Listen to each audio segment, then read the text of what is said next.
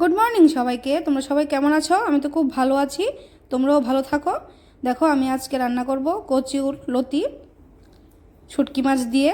দেখো আমি কচুর লতিগুলো ভালো করে কেটে ধুয়ে নিয়েছি। এখানে নিয়েছি আলু, পেঁয়াজ, রসুন, কাঁচা লঙ্কা। ওইদিকে চুলা অন করে প্যান বসিয়ে দিয়েছি, জলটা গরম হয়ে গেছে। এই গরম জলের মধ্যে আমি কেটে রাখা লতিগুলো দিয়ে দেবো একে একে। দিয়ে লতিগুলো আমি 10 মিনিটের মতো ফুটিয়ে নেব, না হলে গলা ধরতে পারে।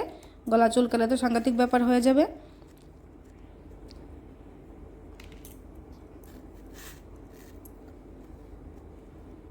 গরম জলের মধ্যে আমি দিয়ে দেবো একটু লবণ, লতিটা সিদ্ধ হওয়ার জন্য।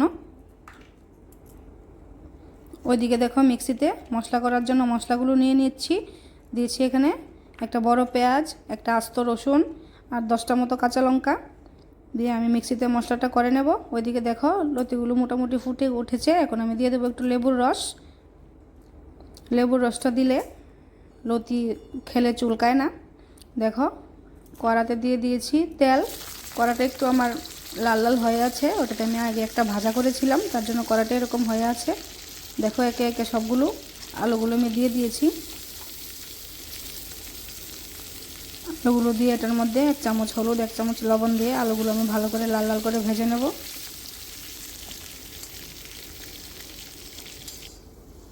দেখো লাল লাল করে ভেজে নিয়েছি। এখন দিয়ে দেবো সেদ্ধ করে লতিগুলো, দিয়ে একসঙ্গে ভালো করে লাল লাল করে ভেজে নেব। দেখো একদম লাল লাল করে আমি ভেজে নিয়েছি লতিগুলো, আলুগুলো। এখন আমি তুলে নেব এগুলো।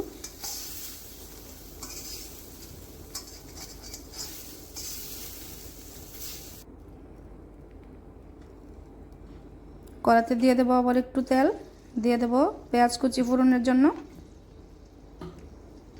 তেল গরম হয়ে গেছে, এখন পেঁয়াজ কুচিগুলো দিয়ে দিয়েছি। পেঁয়াজ কুচিগুলো একটু লাল লাল হয়ে গেলে আমি এটাতে শুটকি মাছগুলো ধুয়ে রেখেছিলাম, শুটকি মাছগুলো দিয়ে দেবো। আমি এখানে 3টে মতো শুটকি মাছ নিয়েছি, দিয়ে দিলাম শুটকি মাছগুলো। শুটকি মাছগুলো একটু ভাজা ভাজা করব, করে ওইটার মধ্যে মিক্সিতে যে মশলাটা করেছিলাম ওটা ছেড়ে দেব।